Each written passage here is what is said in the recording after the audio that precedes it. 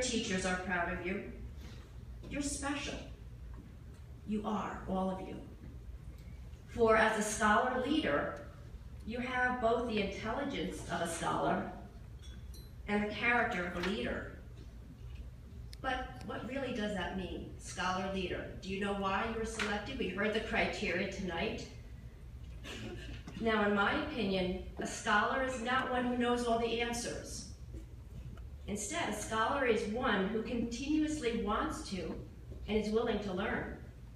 A scholar is not searching for the right answers as much as trying to find the right questions to ask. Why? Why not? What if? A scholar is curious, always seeking to learn and explore new ideas. And it's that curiosity, those questions, that will lead to the next great innovation of technology or science or medicine. So that's what a scholar is to me. Now, a leader? You know, a leader does not instinctively know what the best solution or the right path to take all the time, but instead a leader knows when to listen. To truly listen to others and consider their advice and their position, even if it does not agree with their own. A leader also inspires others to act for the greater good. Did you know that you did inspire your peers? For as a leader, that's what a leader does. A leader acts not for personal gain, but for the benefit of those he or she leads. I agree with John Quincy Adams' view of a good leader. If your actions inspire others to dream more, learn more, do more, and become more, then you are a leader. And you all are being recognized as both scholars and leaders. How amazing is that? So now, what now for all of you? To whom much is given, much is expected. A sentiment I've often said to my own sons. As I look at all of you here tonight, I know that you have been given much. You've heard other speakers talk about your families, the love they have given you, the support, and the encouragement and advice your teachers have given you. And you have gifts, you have talents, you have intelligence. We've shown that so far in your excellence in your academic studies.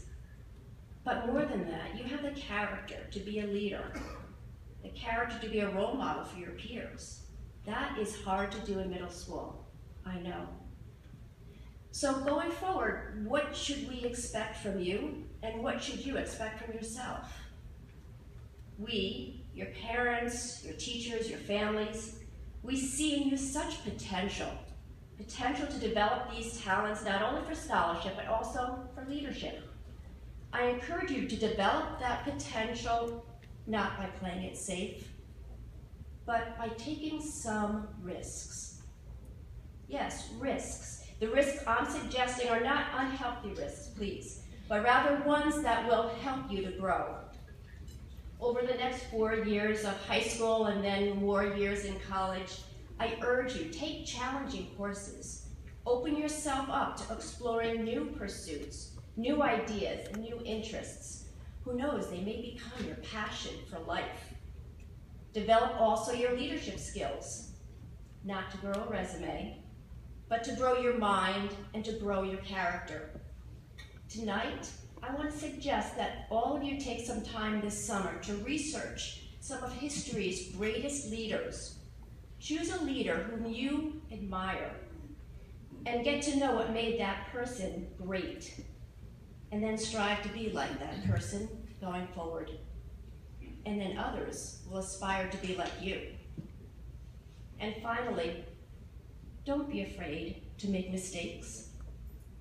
Up until now, I'm sure the path to success has been relatively easy, at least as far as school is concerned. Yet with new challenges ahead in high school and in college, I urge you not to take the easy way. In fact, new brain research has suggested that the brain actually grows and changes in response to challenge. We know that in failing, in making mistakes, and then learning from those mistakes, your brain actually grows new synapses. more even than if you had gotten it right in the first place. So failing is growing, and when you fail, you learn. It won't always be easy, and it shouldn't be. As well as in school, as well as in life, you must have something called grit to succeed. No, not the grit that stays in your mouth after that dentist cleaning. The grit I'm talking about is something made famous by Angela Duckworth, who was a 7th grade math teacher, and then decided that there must be some more answers to learning. She became a psychologist and did lots of research about what characteristics made successful people successful. She came up with this one characteristic called grit.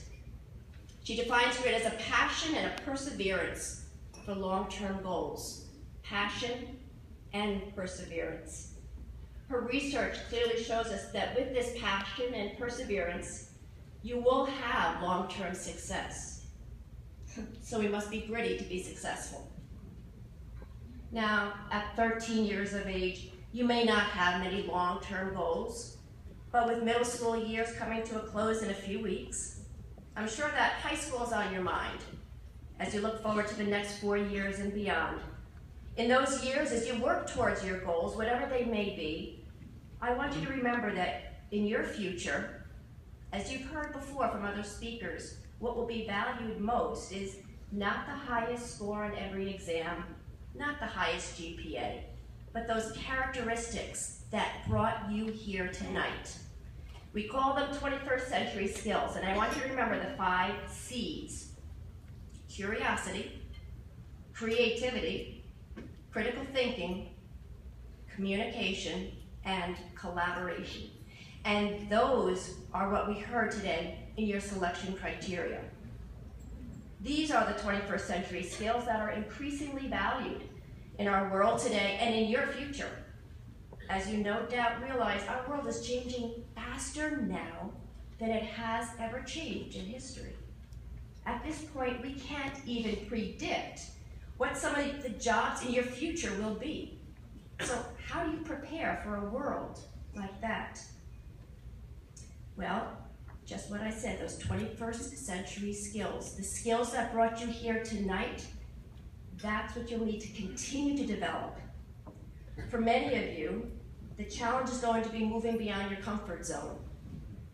But as President John F. Kennedy said, only those who dare to fail greatly can ever achieve greatly.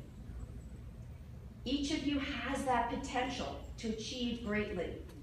I urge you to explore that potential, but don't be afraid to make a mistake or two along the way. So enjoy tonight, knowing that you have the gifts of both talent and character to meet the challenges of the 21st century. Congratulations, 2015 Scholar Leaders, and good luck.